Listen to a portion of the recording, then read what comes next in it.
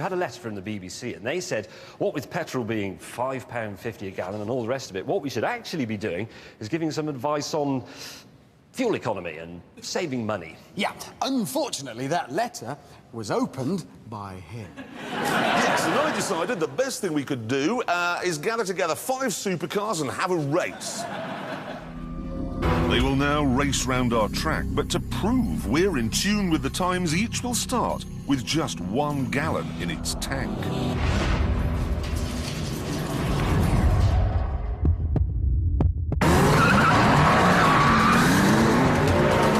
There you go, the sound of the 20th century. There, blocks him out. Lamborghini's in the lead. Whoops, a daisy. Sight in my rear-view mirror now, it's unbelievable. This was turning into one of the most exciting races ever on our track. And then it turned into one of the shortest. There's the Ferrari! It's gone, it's down, it's out!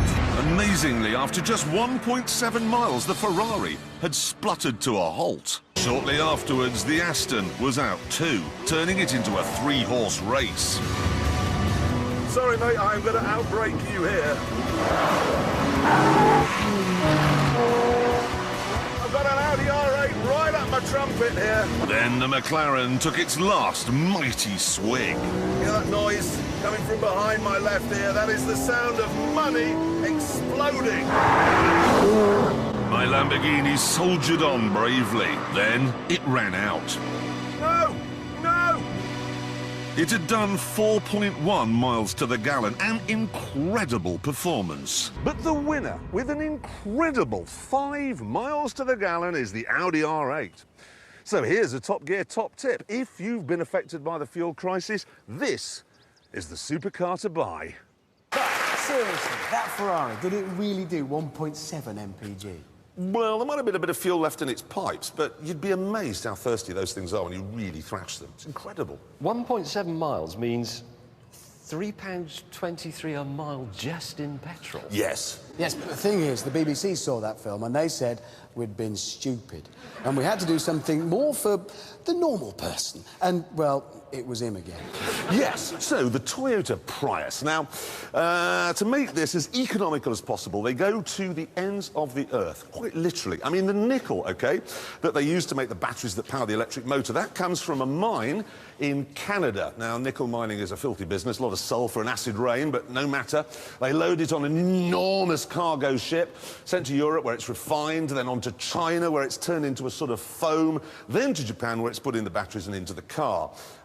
It's so complicated, in fact, to make a Prius that a recent study found that in the long term it does more environmental damage than a Land Rover Discovery. But, no, it's true, but it is at least economical.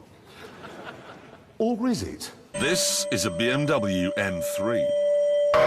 It is not designed to be as economical as possible. So, 10 laps of the track, let's see which one uses the least fuel. Here we go.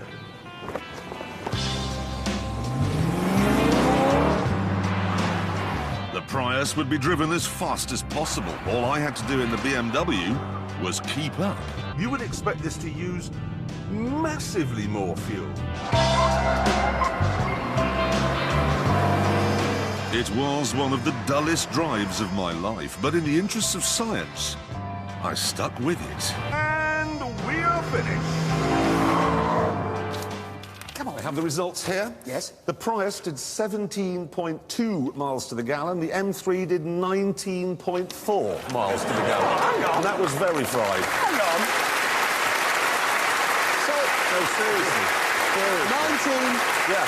to 17. The M3 is more, at that speed, the M3 is more economical than a Prius.